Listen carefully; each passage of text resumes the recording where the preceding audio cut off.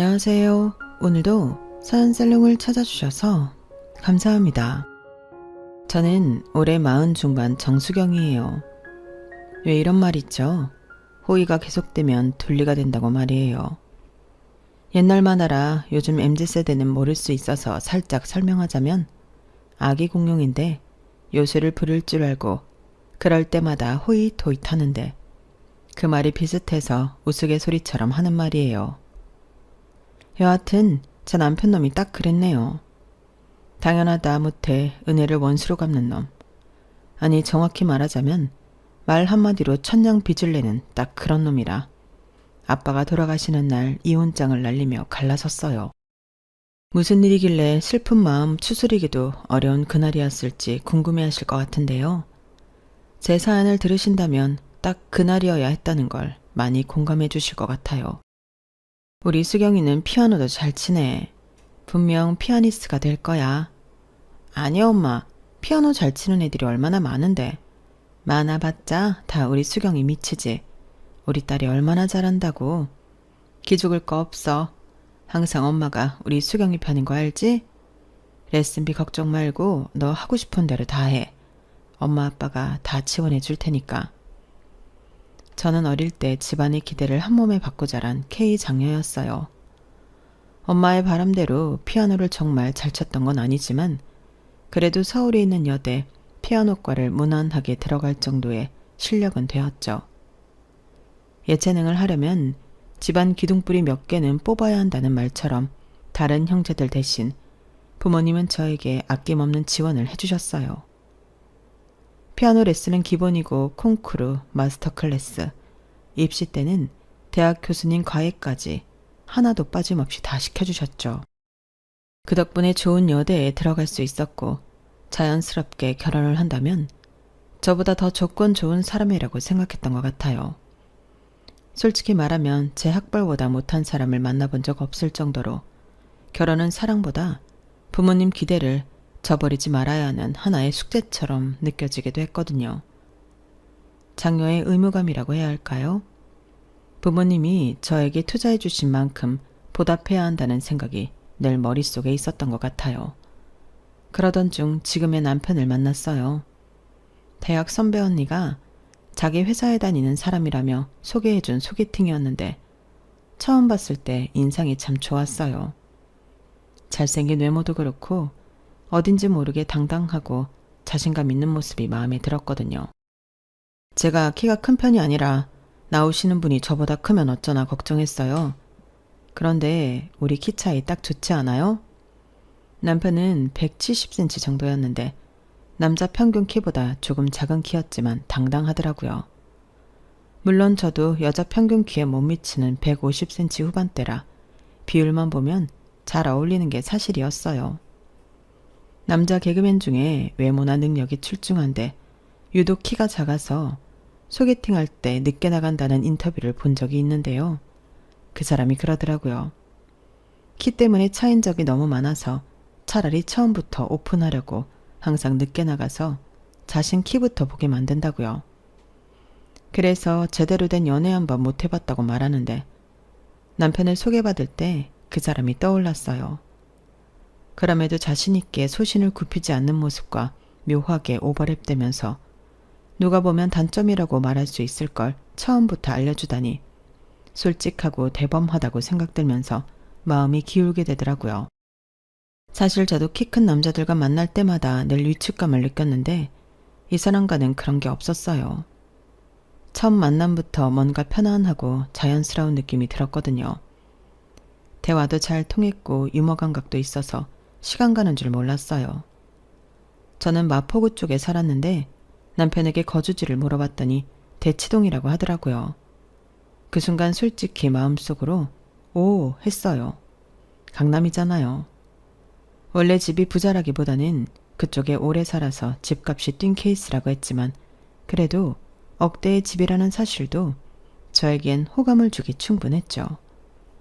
남편은 외동이었고 홀어머니와 지내고 있다고 했는데 제가 너무 앞서갈 수 있지만 어쨌든 나중에 일부 목도 있다고 생각하니 배우자감으로 이만한 사람이 없다고 생각했어요. 계산적이라고 말할 수 있지만 남녀가 사랑 하나만으로 살 수 없는 세상이니 이것저것 생각해보는 건 당연하지 싶었고요. 게다가 남편은 대기업 계열사에서 카드 관련 업무를 한다고 했기에 안정적인 직장에 강남 집까지 조건으로는 나무랄 데가 없다고 생각했어요. 오늘 정말 즐거웠어요. 시간이 이렇게 빨리 갈 줄 몰랐네요. 저도요. 처음엔 좀 긴장했는데 편하게 얘기할 수 있어 좋았어요. 주말에 뭐 하세요? 영화 보러 갈래요? 이번 주에 개봉한다는 영화 벌써 재밌다고 평이 좋더라고요. 저도 봤어요. 그럼 어디서 몇 시에 만날까요? 남편도 제가 마음에 들었는지 첫 소개팅에서 애프터 신청을 받았고 그 후로 자연스럽게 만남이 이어졌어요.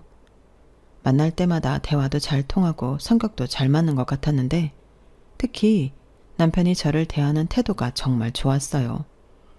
배려심도 있고 데이트 코스도 알아서 잘 짜주고 뭔가 믿음직스러운 느낌이 들었거든요. 모든 조건이 제가 원하던 대로였고 이 사람이라면 부모님께도 당당하게 소개할 수 있겠다는 생각이 들기 시작했어요. 그때는 정말 완벽한 남자를 만났다고 생각했거든요. 외모, 성격, 직장, 집 모든 게 제가 바라던 이상형이었으니까요. 그런데 2달쯤 사귄 후에 우연히 충격적인 사실을 알게 됐어요. 남편이 한 번도 대학 이야기를 안 해서 궁금했거든요. 남자들은 대부분 첫 만남에서부터 자기 대학 자랑하기 바쁜데 이 사람은 전혀 그런 게 없었어요. 참 궁금한 게 있는데 물어봐도 돼? 뭐든지. 뭐가 궁금한데? 자기 대학은 어디야? 대학이나 동기들 이야기 한 번도 안 하니까 혹시 사이가 안 좋나 싶어서. 대학? 나 대학 안 나왔는데? 어? 대학을 안 나와? 나 고등학교 졸업하자마자 여기 취업해서 지금까지 다니는 거야. 정말 하늘이 무너지는 것 같았어요. 고졸이라니. 어떻게 대기업 계열사에 다닐 수 있을까 싶어서 자세히 물어봤더니 공고 졸업 후 바로 취직한 케이스였어요. 비정규직에서 시작해서 지금은 정규직으로 전환됐다고 했지만 정확하게 말하면 정년이 보장되는 비정규직이었죠. 순간 머릿속이 하얘졌어요. 지금까지 쌓아왔던 모든 환상이 한순간에 무너지는 느낌이었어요. 그런데 이미 2달 정도 사귄 후였어요. 헤어진다는 건 상상도 하지 못했죠. 모두들 아시겠지만 초기 몇 달이 가장 불꽃 튀는 시기잖아요. 감정이 깊어진 상태에서 이런 걸 알게 되니까 정말 복잡했어요. 그런데 사람 마음이라는 게 참 이상해요. 모든 조건이 마음에 든다고 생각했는데 제가 생각했던 조건에 딱 하나 못 미친다고 이 사람이 완전히 다르게 보이기 시작하는 거예요. 소위 색안경을 끼고 본 거죠. 예전에는 당당해 보이던 모습이 허세로 보이기 시작했고 자신감 있던 모습이 오히려 건방져 보이기까지 하더라고요. 당신 그런 식으로 말하면 정말 기분 나빠. 뭐가 기분 나빠? 내가 틀린 말 했어? 아니 그런 게 아니라 말하는 방식이 너무 직설적이잖아. 꼭 그렇게까지 말해야 해? 돌려 말하면 알아들어? 서로 오해만 생기고 또 싸우게 되는데 그래도 최소한 배려는 있어야지. 배려? 너도 나한테 배려 안 하면서 나한테만 요구해? 내가 언제? 지금도 그렇고 맨날 나한테만 맞추라고 하잖아. 이 남자는 정말 고집이 있었어요. 저도 한 성격 하는데 제 고집을 완전히 꺾을 정도로 말이에요. 싸우기도 정말 많이 싸웠어요. 하지만 신기하게도 그때마다 더 깊은 이야기를 하게 됐었는데 그때마다 서로의 과거, 가치관, 앞으로의 꿈까지 모든 걸 털어놓게 되더라고요. 그러면서 점점 서로를 이해하게 됐죠. 고졸이라는 사실이 처음엔 충격이었지만 그 사람의 노력하는 모습이나 성실한 면을 보면서 마음이 조금씩 바뀌기 시작했는데 그러다 보니 어느새 결혼 이야기가 나오고 있었고 정신 차리고 보니까 이미 예식장 계약서에 사인하고 있더라고요. 인생 한 치 앞도 예측할 수 없다더니 절대 고졸과는 만나지도 않겠다고 다짐했던 제가 고졸과 결혼하게 된 거예요. 물론 고졸을 비하하거나 차별하려는 게 아니에요. 단지 제가 자란 환경과 장녀로서의 의무감 때문에 그런 생각을 했었다는 점만 이해해 주셨으면 하는 바람으로 들어주셨으면 해요. 여하튼 그렇게 신혼생활이 시작되었고 저희 친정 부모님은 결혼 후에도 저에 대한 지원을 아끼지 않으셨어요. 남편 어머니가 강남에 사시긴 했지만 현금이 많지 않았기에 결혼할 때 이렇다 할 지원을 해주시지 못했거든요. 빌라에서 신혼집을 시작한다고? 그 사람 직장과 조금이라도 가까운 데 가려면 그 동네가 딱이더라고. 아빠가 도와줄게. 아파트 알아봐. 괜찮아. 딸 시집 보내면 기둥불이 뽑힌다는데 우리 집 기둥 이미 나 대학 보낼 때 뽑았잖아. 마음만 받을게. 고마워 아빠. 우리 큰딸 시집 보내는데 이 정도도 못 해주면 아빠가 뭐하러 있어? 매매는 못 해주지만 전세자금 정도는 해줄 수 있으니까 잔말 말고 아빠가 시키는 대로 해. 고생하는 거 보기 싫다고 결국 아빠가 전세자금을 지원해 주셨고 아빠의 그런 결단이 고마우면서도 마음 한구석은 무거웠어요. 기혼이 된다는 게 독립을 의미한다고 믿었기에 부모님 손을 계속 빌리는 게 민망했거든요. 하지만 아빠의 그 말, 내 딸 고생시키기 싫다는 그 한마디에 마음이 무너졌죠. 그때 남편이 모은 돈이 7천이었는데 그걸로 가전 가구 사고 신혼여행까지 다녀오게 되었어요. 그래도 알뜰하게 모은 남편을 보고 사람 하나는 잘 골랐다고 친정아빠는 칭찬해 주셨어요. 아빠는 늘 현실적이셨거든요. 사랑도 중요하지만 경제적 능력도 봐야 한다고 항상 말씀하셨고요. 남편이 고졸이라는 걸 알았을 때도 학력보다는 성실함이 더 중요하다며 오히려 저를 다독여 주셨는데 아빠는 참 단단한 분이셨어요. 세상이 정한 기준보다는 사람 자체를 보고 판단하셨고 저한테도 늘 그런 시선을 가르쳐 주셨죠. 그런 아빠의 인정을 받은 남편을 보며 그땐 진심으로 이 사람과 잘 살아갈 수 있겠다고 믿었어요. 그런 아빠가 전세자금을 주셔서 서울 끝자락에 24평 복도식 아파트에서 신혼생활을 시작하게 되었어요. 빌라에 비해 깔끔하게 정리된 단지 내에서 생활을 할 수 있다는 게 생각보다 큰 행복으로 다가오면서 남편도 처음엔 쑥스러워했지만 고마워하며 친정 부모님에게도 잘하려고 안부 전화를 자주 하는 듯 노력하는 게 보였어요. 그때는 정말 단란한 신혼부부였죠. 소박한 저녁밥상 하나에도 고맙다며 웃던 우리. 주말엔 공원에서 아이스크림 하나 들고 산책하며 나눈 대화들이 아직도 기억나요. 당시엔 그렇게 사소한 일들이 우리 부부의 행복을 완성해준다고 믿었어요. 얼마 지나지 않아 큰딸이 태어났는데 그때도 부모님의 지원은 계속됐어요. 침대나 장롱 같은 것들을 구매해 주시며 큰딸 방을 꾸며주실 정도로 장녀 사랑이 특출 났거든요. 엄마는 말없이 살림 도와주셨고 아빠는 손주에게 필요하다 싶은 물건은 직접 인터넷으로 찾아 주문까지 하셨어요. 첫 아이를 낳고 허둥대는 저에게 든든한 뒷배가 되어주셨죠. 정말 복받은 딸이라는 생각이 들었어요. 아빠, 갓난쟁이가 이렇게 큰 침대가 뭐 필요 있다고. 이 책상은 또 뭐야? 할아버지 선물이지 뭐긴 뭐야. 애 크는 거 순간이고 필요할 때 사라면 막상 비싸지니 미리미리 사두면 이득이지 뭘 그래? 항상 그런 식이었어요. 당신 딸 고생하는 거 싫다고 큰돈 나가는 건 서슴없이 대신 먼저 사용해 주셨고 덕분에 외벌이었지만 풍족하게 살 수 있었던 것 같아요. 물론 남편과 저는 고마운 마음이 있었고 남편도 우리 부모님에게 정말 잘했어요. 그동안 한 번도 호텔 레스토랑에 모시고 갈 생각을 못했는데 비싸서 엄두도 못 냈거든요. 5만 원 정도 하는 곳들을 모시고 간 적은 있어도 그 이상은 저도 가보지 못했으니까요. 그런데 대기업 계열사 다니는 남편 덕분에 초대권이 나와서 부모님을 모시고 호텔 레스토랑에 가보기도 했어요. 부모님이 얼마나 좋아하셨는지 몰라요. 특히 아빠가 사위 덕에 좋은 데 구경한다며 흐뭇해 하실 땐 정말 결혼 잘했다는 생각을 했죠. 평생 자식 뒷바라지하느라 외식도 제대로 못했던 부모님이 양복 입고 와인잔을 드시는 모습을 보는데 뭉클했어요. 그렇게 당당하게 부모님을 모신 순간 저도 어른이 된 기분이었죠. 그렇게 남편이 친정 부모님께 효도하려고 노력하는 모습도 고마웠고 부모님도 사위를 정말 아껴주셨으니 이 모든 게 완벽해 보이고 행복했던 시기였어요.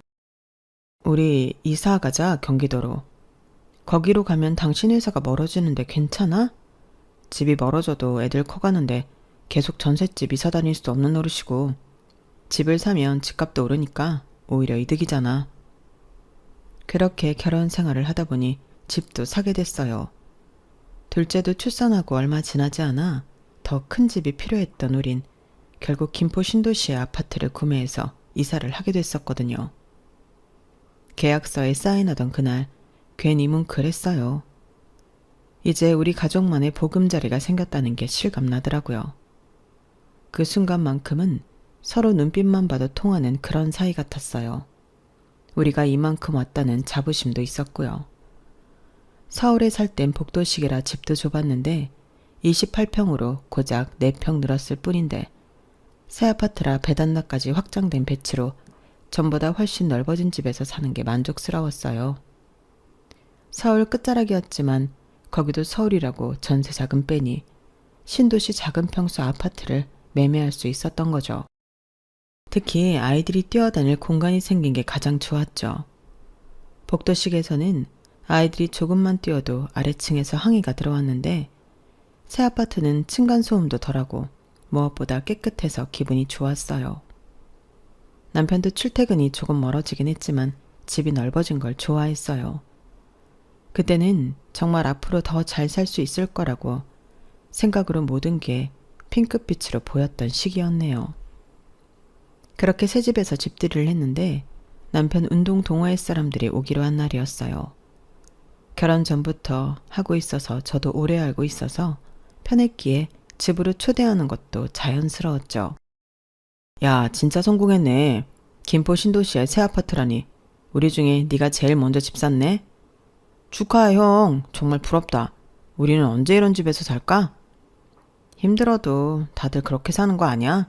열심히 하면 되지 뭐. 와, 가진 자의 여유야? 겸손한 것 좀 보소. 기분이 참 묘하더라고요. 제가 나쁜 심보인지 모르지만 결혼할 때 아빠가 주신 돈 전세자금 빼서 이사 온 거라 우리 아빠가 사준 집인데 마치 당신 노력으로 이룬 것처럼 말하니까요. 물론 남편도 열심히 살았고 최선을 다한 건 알지만 적어도 그 순간만큼은 내 부모의 헌신도 함께 인정받고 싶었어요. 속으로는 고생한 아빠가 듣지 않은 게 천만다행이라고 느껴질 만큼 너무하다 싶더라고요. 아빠가 주신 돈으로 집 산 거잖아. 아버님이 주신 돈은 주신 돈이고 그럼 내가 생활하면서 그동안 벌어온 건 생각 안 해? 아이쿠, 싸우지 마세요. 다른 얘기 합시다. 기분 나빠 바로 정정하려고 말했더니 남편 역시 지지 않고 맞받아치더라고요. 분위기가 어색해진 걸 눈치챈 동호회 사람들이 다른 이야기 하자고 해서 더 이상 싸울 수 없었지만 그 순간 뭔가 틀어지기 시작했다는 걸 느꼈어요. 남편의 표정이 굳어지는 게 보였는데 그런 분위기를 동호회 사람들도 눈치채고 일찍 돌아가더라고요. 결국 그 사람들이 돌아가고 대판 싸웠어요. 남편은 사람들 앞에서 꼭 자기를 깎아내려야 했냐는데 포인트가 맞춰졌고 저는 사실을 왜곡한다는 점에 화가 났어요. 말이 점점 거칠어졌고 그동안 쌓인 감정들이 한꺼번에 터졌어요. 서로를 이해하려 하기보다 이기려는 말싸움이 됐고 결국 상처만 남았죠. 처음으로 이 사람과 안 맞다는 생각이 들기 시작했어요. 사람들 앞에서 꼭 그랬어야 했어? 나 완전히 바보 된 거 알아? 사실을 말한 건데 뭐가 문제야? 사실? 그럼 내가 그동안 번 돈은 뭐야? 공기야? 그건 생활비로 다 쓴 거잖아.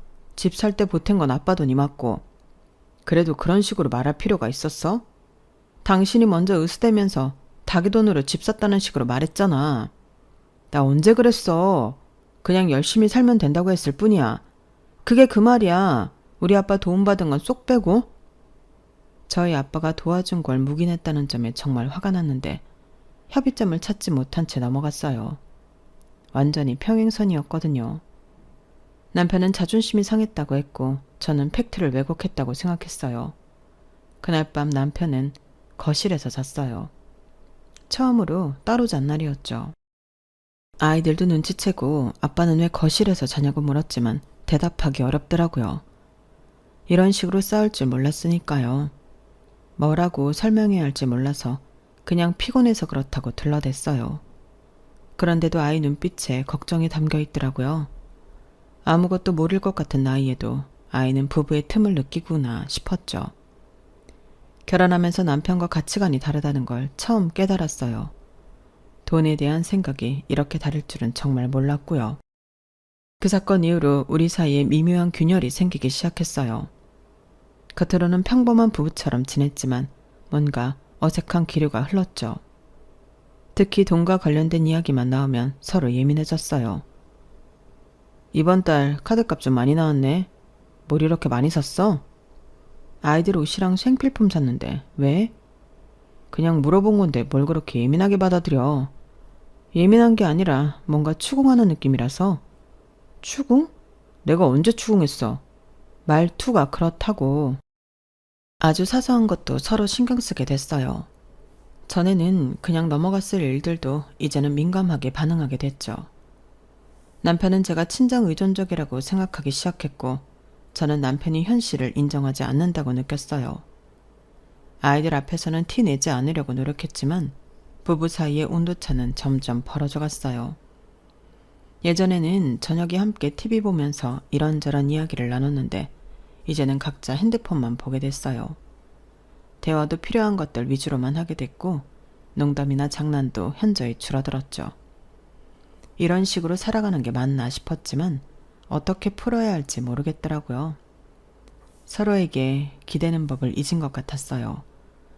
같은 공간에서 살아도 마음은 점점 다른 방향으로 흘러가고 있었고 어느새 우리는 그걸 자연스럽게 받아들이고 있었어요. 마치 처음부터 그랬던 것처럼요. 그렇게 지내는 어느 날 엄마한테 연락이 왔어요. 아빠가 요즘 계속 살이 빠져서 병원에 갔다가 혈액암 말기라는 판정을 받았다고 하더라고요.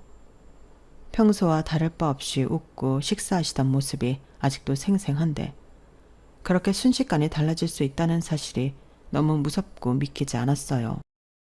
솔직히 저는 폭삭 속았수다 드라마에서 관식이가 혈액암이라는 소리를 들었을 때 어떻게 그걸 모른다고 했었는데 막상 겪어보니 진짜 모르고 갑자기 판정받는 상황이 생길 수 있다고 생각했어요. 갑자기 그게 무슨 말이야? 살이 좀 빠지긴 했어도 식사 잘 하셨잖아. 내 말이 그 말이야. 그냥 컨디션이 안 좋은 거라고만 생각했는데. 너무 익숙했던 아빠의 존재가 조금씩 사라지고 있다는 걸 뒤늦게 느꼈어요. 그동안 괜찮겠지 하며 남겼던 사소한 변화들이 왜 그렇게 아프게 느껴지는지 모르겠더라고요.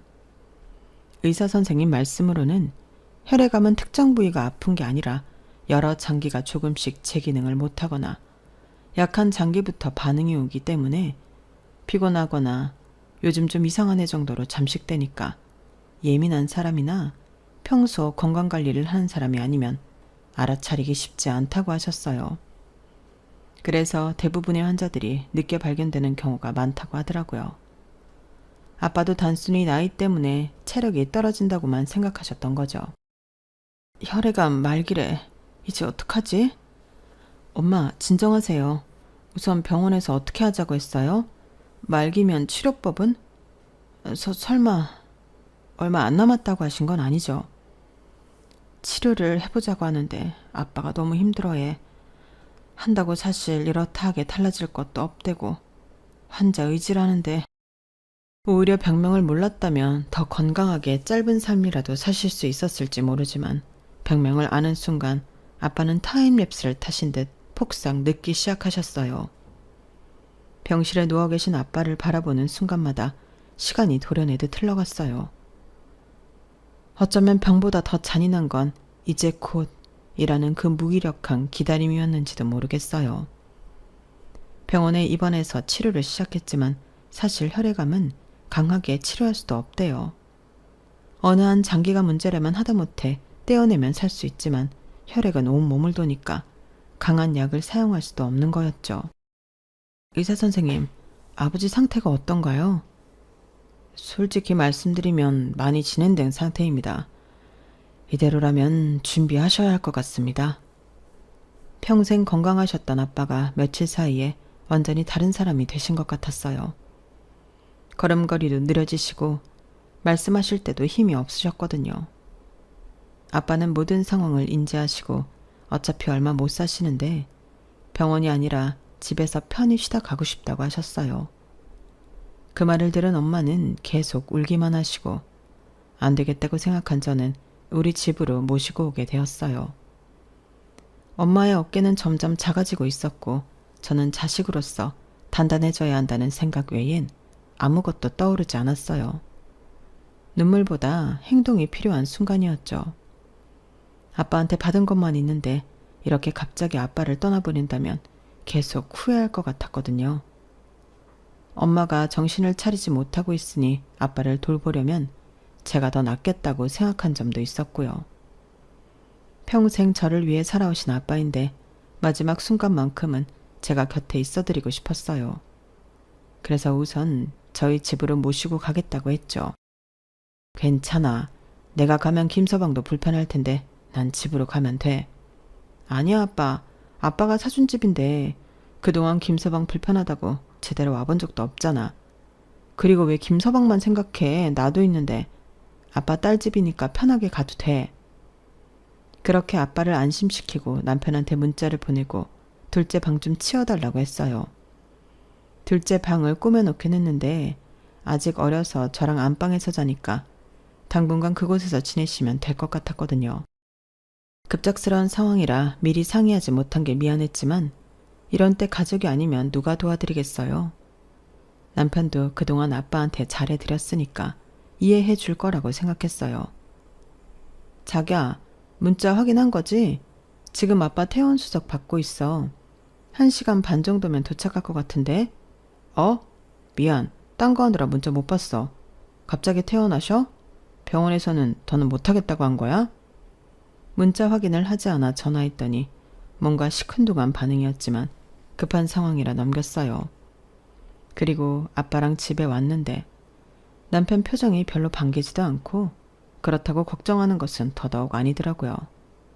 아빠를 보는 둥 마는 둥 형식적으로 가볍게 목례만 하더니 안방으로 들어가 버리더라고요. 신경 쓰였지만 우선 아빠를 쉬게 해드리고 싶어서 둘째 방에 뉘어드리고 나왔어요. 아빠가 누우시면서도 남편이 하는 걸 봤으니 신경이 쓰이셨는지 미안하다는 말씀을 계속 하시는데 가슴이 너무 아팠어요.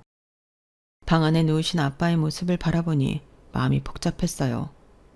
저 공간이 아빠에게 평안한 안식처가 되어야 하는데 남편의 냉랭한 태도 때문에 그마저도 미안해지는 건 오히려 저였거든요. 아빠가 미안할 게 뭐가 있어. 김서방 때문에 그래? 저 사람 회사 일 때문에 좀 예민하다고 했는데 그새 또 한 소리 들었나 봐. 아빠 때문에 그런 거 아니니까 괜히 나 속상하게 미안하다는 소리 하지 마. 그래, 알았어. 많이 움직였더니 좀 피곤하네. 한숨 좀 잘게. 좀 쉬어. 저녁 되면 깨우러 올게. 평생 가족을 위해 희생하신 분이 왜 미안해 하시는지. 어린 시절 제 손을 잡고 등굣길을 함께 해주던 그 손이 이제는 힘없이 떨리고 있었어요. 그렇게 강해 보이던 아빠가 작아지는 모습이 너무 낯설고 슬펐습니다. 사위 눈치를 보는지 이해하지도 못하겠고 이 상황이 서운했어요. 더군다나 방 정리도 대충 되어 있었고 남편이 별로 신경 쓰지 않았다는 게 티가 났어요. 그래도 급한 대로 아빠를 모셨으니 다행이라고 생각했죠. 하지만 남편의 차가운 반응이 계속 마음에 걸렸어요. 작은 방에서 나오니 안방문이 열리더니 이야기 좀 하자며 손짓을 하더라고요. 왜? 무슨 말 하려고 안방까지 오래? 별로 좋은 이야기 아니니까 장인이 들어서 좋을 거 없잖아. 가뜩이나 요즘 너랑 이야기만 하면 큰소리 나는데 괜찮아? 네가 상관없으면 거실에서 이야기해도 난 상관없어. 들어가자마자 빈정대는 말투로 사람 속을 긁는데 진짜 한숨부터 나오더라고요. 뭐라고 대꾸해야지 싶다가도 남편이 말하는 태도 괜히 큰소리라도 나면 작은 방에서 주무시는 아빠 깰 테고 더 불편해하실 거라는 게 머릿속에 그려졌어요. 그러다 보니 이렇다 할 대꾸도 못한 채 가만히 서 있을 수밖에 없었죠. 이런 이야기 하자고 불렀어? 설마 내가 이런 시답잖은 이야기 하자고 불렀겠냐? 그럼 뭔데? 빙빙 돌리지 말고 말해. 나 아빠 저녁 식사 준비해야 하니까. 집이 없으신 것도 아니고 왜 집 놔두고 여기 오셨대? 그 순간 머리를 한 대 맞은 것 같았어요. 부모님이 아픈데 자식이 모시고 오는 게 이렇게 큰일이 난 것처럼 호들갑 떨 일인가 싶더라고요. 반대로 시어머니가 아프시면 그래도 이런 말이 나왔을까 싶었죠. 무슨 말이야? 어머니가 아프셔도 당신 그렇게 말할 거야? 우리 엄마는 상황이 다르지. 아빠가 있는 것도 아니고. 장인은 다르잖아. 장모도 계신데 왜 굳이. 내가 한스러워 모시고 왔다. 나 힘들지 말라고 다 해주셨는데 이렇게 떠나보내면 아무것도 해드린 거 없이 받기만 한 것 같아서. 저도 모르게 감정이 복받쳐 올랐는지 목소리가 살짝 올라가면서 제 진심을 전했어요. 아무리 싸우고 냉전 중인 상황이라지만 사람이라면 제 마음을 이해해 줄 거라고 생각했거든요. 더군다나 결혼 초부터 아빠에게 받은 혜택들이 단지 저 하나만 편하게 살자고 그랬던 것도 아니니까요. 그랬는데 제 기대가 너무 컸다는 걸 말이 끝나자마자 알았네요. 아니, 이놈은 사람 새끼가 아니라는 걸 그 순간 깨닫게 되었어요. 자식이 너 하나가 아니잖아. 딸은 시집가면 끝 아니야? 그러니까 내 말은 장인은 아들 내두고 왜 우리 집에 오냐 그거야. 사람 불편하게. 뭐라고? 너 지금 말 다 했어? 여기라도 쏟아줘야겠다고 생각하던 찰나. 그때 마침 첫째 아이가 방문을 열고 들어왔어요. 하지만 아이가 문을 여는 순간 내가 지켜야 할 것이 무엇인지 다시 떠올랐어요. 분노는 잠시 미뤄두고 아이의 눈에 이 장면이 상처로 남지 않기를 바랐어요. 친정엄마가 애들을 어린이집에서 데리고 오면서 할아버지가 왔다고 말한 듯 했어요. 할아버지가 오셨다며 좋아하는 모습을 보니 더욱 마음이 복잡해졌죠. 하지만 오히려 마음이 더 차분해지더군요. 말이 통해야 싸우기라도 할 텐데 멍멍 짖어대는 개놈의 새끼랑은 더 이상 말을 섞어봤자 혈압만 오르고 아무짝에도 쓸모없다는 게 그 순간 머릿속을 스쳤거든요. 그럼 넌 왜 장인이 사준 집에서 사냐? 그래서 흐지부지한 여러 말들을 다 제거하고 본론만 이야기했어요. 사실 딱 하나, 그거 하나면 된다고 생각했으니까요. 지금까지 우리 아빠 도움받고 살면서 그런 말할 자격 있어? 그건 그거고 이건 이거지. 주셨으면 끝 아니야? 이게 장인 명예도 아니고 내 명인데. 오히려 당당하게 나오는 그 인간을 보고 곧바로 한 맺힌 복수를 시작했어요. 그동안 억눌려온 분노, 외면당했던 서러움, 혼자 감당해야 했던 모든 짐들이 그 순간 한 줄로 이어졌어요. 이제는 나를 지키기 위해서라도 끝까지 가보려고 다짐했네요. 3개월 후 결국 아빠가 돌아가셨어요. 저희 집에서 몇 주 묘시다가 엄마랑 지내고 싶다고 하셔서 본가로 들어가셨고 거기서 계시다가 하늘나라로 가셨죠. 그 3개월 동안 정말 많은 일이 있었어요. 매일 아침이 조심스러웠고 매일 밤은 무겁게 가라앉았어요. 아빠의 기침소리 하나에도 잠이 깨고 불 꺼진 방 안에서 얼마나 많은 상상을 했는지 몰라요. 아빠는 점점 말수가 줄어드셨지만 가끔 제 손을 잡고 미안하다는 말씀을 하시는데 저는 그때마다 아무 말 없이 아빠 손을 꼭 잡았어요. 그 따뜻한 손을 놓고 싶지 않았어요. 눈물이 나도 참았고 마음이 무너져도 내색하지 않았어요. 그 순간이 아빠와의 마지막일 수 있다는 걸 알고 있었거든요. 그 손엔 늘 굳은 살이 박혀 있었어요. 어린 시절 아빠가 제 손을 잡고 시장 골목을 걸어가던 기억이 떠올랐죠. 그 작은 손 안에 담긴 삶의 무게를 이제야 느꼈다랄까요? 아빠의 손은 마지막까지 따뜻했고 그 따뜻함이 지금도 제 마음속에 남아있어요. 말보다는 그 온기가 더 소중했거든요. 남편은 그 3개월 내내 아빠를 피하는 듯 지냈어요. 일찍 나가서 늦게 들어오고 집에서도 아빠와 대화를 거의 하지 않았죠. 사람이 이렇게까지 무관심할 수 있구나 싶었어요. 그가 말없이 피해갈수록 제 마음은 점점 벽처럼 굳어졌어요. 이해를 구하는 건 사치라는 걸 깨달았죠. 아빠도 그런 남편의 태도를 눈치채셨을 거예요. 그래서 더 미안해하시고 결국 본가로 돌아가시겠다고 하신 것 같아요. 마지막 날 아빠가 제게 하신 말이 아직도 귀에 생생해요. 수경아, 너 혼자 힘들어도 꿋꿋하게 잘 살아라. 그 말씀을 마지막으로 아빠는 이틀 뒤 편안히 돌아가셨어요. 마치 모든 걸 예상하고 계셨던 것처럼요. 마지막 그날 아빠는 한참 제 얼굴을 바라보셨어요. 아무 말 없이 그냥 조용히. 그 눈빛 안에 너무 많은 말이 담겨 있기에 도저히 직시할 수 없었어요. 너는 아빠 장례식장에 올 거 없어. 그렇게 말하곤 장례를 치르기 전 이혼장을 던졌어요. 마음속에선 이미 수없이 그 장면을 그려왔지만 실제로 건네는 순간 손끝이 떨렸어요. 하지만 후회는 없었고 오히려 묘한 해방감이 밀려왔죠. 아빠도 돌아가신 마당에 더 이상 참을 수도 없었고 참을 이유도 없었으니까요. 아빠를 그렇게 대했던 놈이 장례식에 와서 애도하는 척 연기하는 걸 상상만 해도 역겨웠어요. 장례식장은 진심이 오가는 자리여야 하잖아요. 그런데 가식과 위선으로 채워진 조문을 상상하니 아빠에게 너무 죄송했어요. 최소한 마지막 인사는 진심을 가진 사람만 올 수 있어야 했어요. 아빠를 그렇게 외면한 사람에게 그럴 자격은 없다고 생각했어요. 무슨 소리야? 내가 장인한테 좀 서운하게 했다고 복수하는 거야? 이제 와서? 회사에 부고 알려서 화환도 올 거고 회사 사람들도 올 텐데 내가 없으면 되겠어? 어떤 상황인지 알아보려고 하지도 않고 미안하다는 말은 더더욱 안 하는 그놈은 오히려 뻔뻔하게 나오더라고요. 하지만 저는 이미 마음의 준비를 마쳤고 이 순간을 위해 그동안 얼마나 눈물을 흘리며 준비를 했는지 몰라요. 변호사 상담도 미리 받고 증거도 수집하고 재산 정리도 미리 하는 등 치밀하게 움직였거든요. 앞에서도 말했지만 집들인 날 남편이 했던 말 외에도 그 시점 이상한 일들이 자꾸 생기더라고요. 차곡차곡 쌓아뒀던 신뢰가 무너지는 소리가 들렸어요.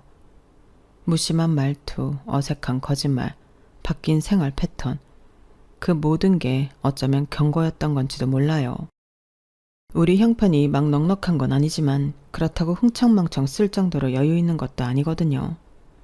대출 갚을 게 없으니 외벌이로도 살 수 있었는데 애들이 커가니 안 되겠어서 전공을 살려 집에서 피아노 강습을 할 정도였으니까요. 그런데 어느 순간부터 남편이 자꾸 골프를 치더라고요. 그 무렵부터 말이에요. 이상하다 싶었는데 집들이가 있은 후 뒷조사를 했어요. 소개시켜준 지인을 통해 건너 말이에요. 그랬더니 회사에서 새로 들어온 여직원과 아슬아슬한 썸을 형성하고 있다는 말을 들었어요. 집에서는 아이들 간식값도 아끼던 사람이 밖에선 커피며 점심이며 씀씀이가 넉넉했다는 말을 들었을 땐 정말 피가 거꾸로 솟는 기분이었어요. 저는 학원 준비하느라 중고 피아노 부품도 아끼며 샀는데 저 몰래 그런 짓을 하고 있었다니 배신감이 컸죠. 부서가 달라서 몰랐는데 이미 회사 내에서도 소문이 자자했던 모양이야.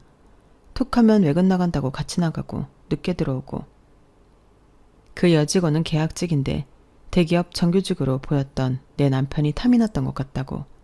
소개시켜준 사람은 애들러 남편 편을 들더라고요.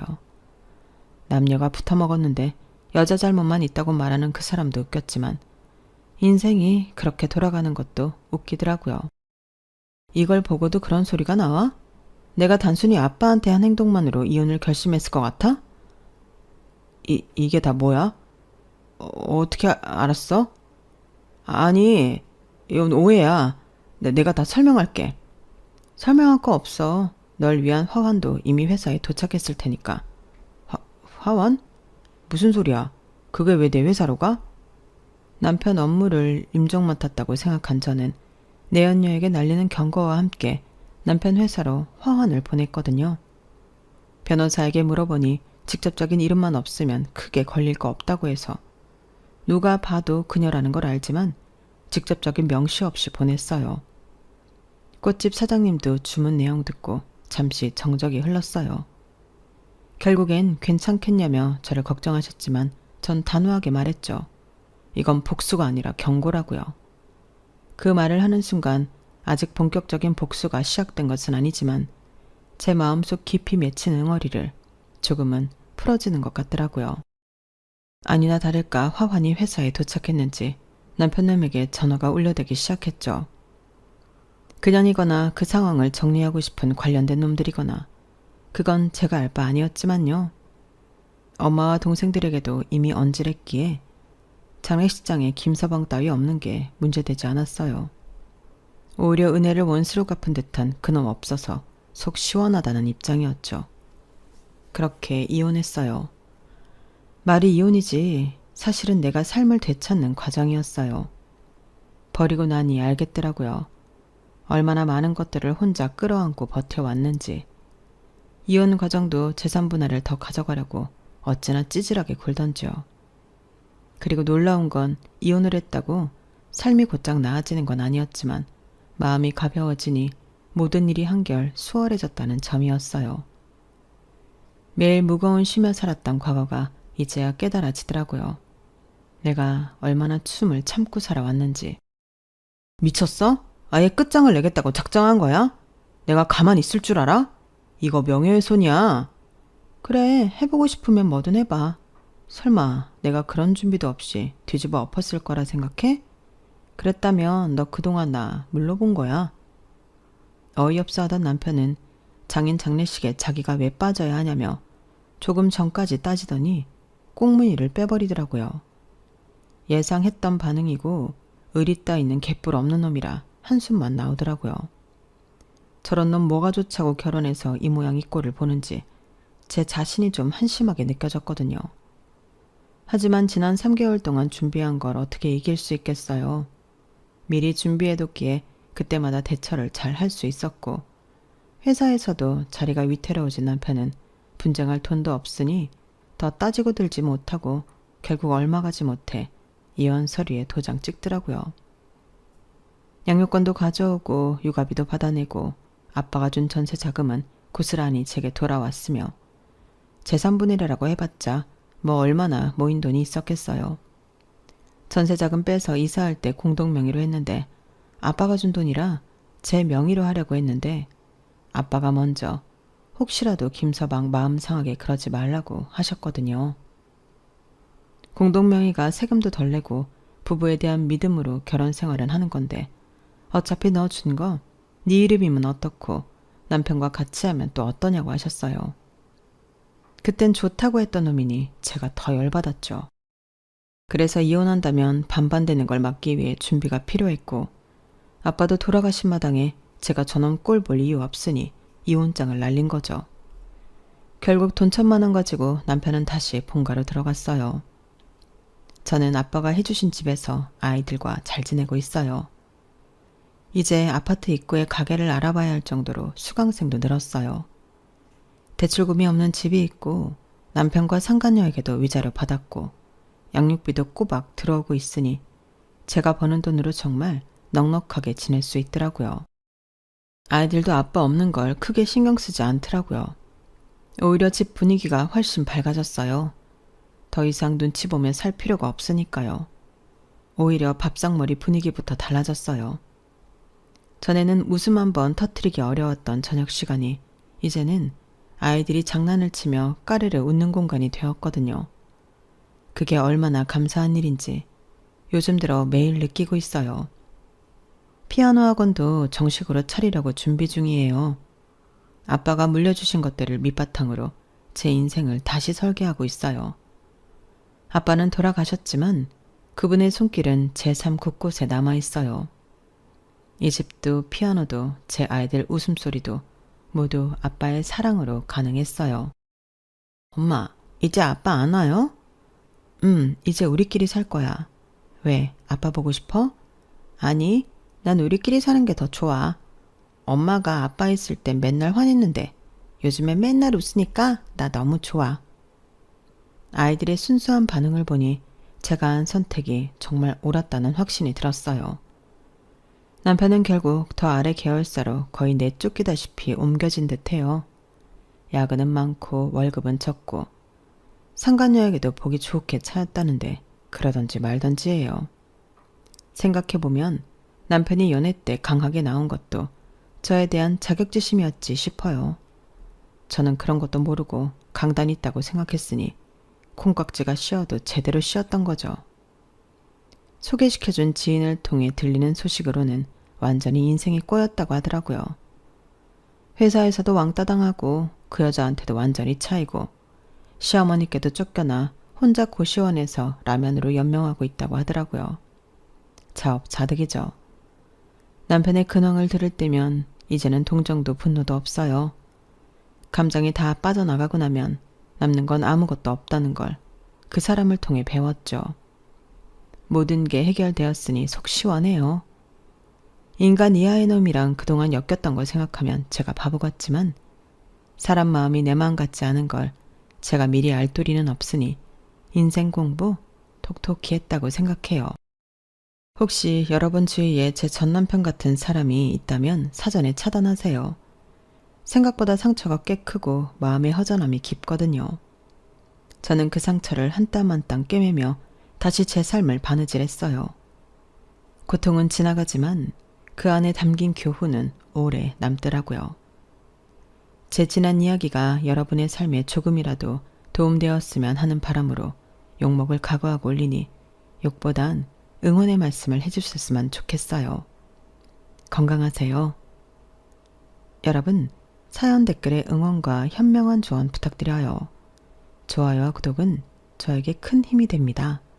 오늘도 좋은 일 가득하세요.